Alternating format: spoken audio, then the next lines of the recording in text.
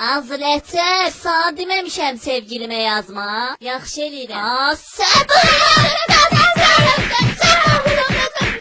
Gözlərim yolda, qulağım səsdə, qalmayıb daha həvəsdə. Ürəyim döyünür qızıl qəfəsdə, yamanca yorulmuşam mən. Biz çox gözəl dostlarıq. Ayə! Çıxdı həyatımdan ömrümə giribsə! Əllərə uyan elə! Boya.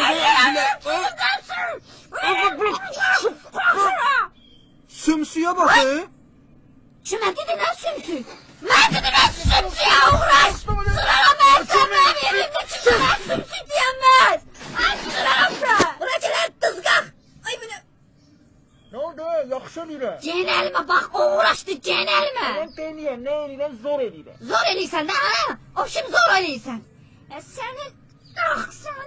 Ben sana çok fena uğraştığına dinləsin. La.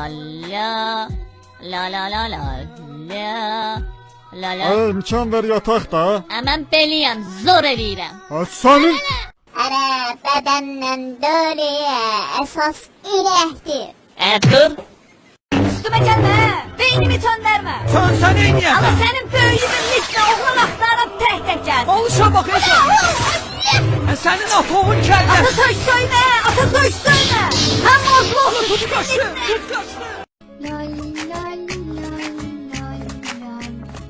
Elden kolundan danışma benden. Canlara buz koy cavan oğlan, kişi kimi şəxsiyyəti var, hər tərəfdə hörməti var.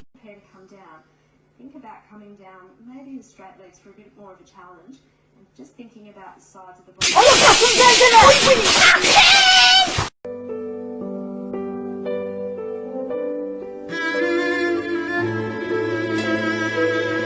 Cəhənnəm ol yerinə də.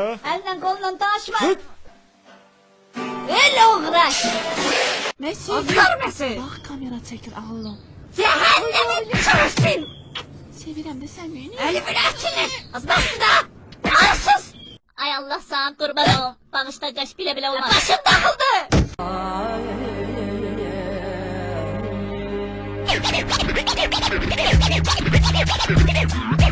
Aman aman.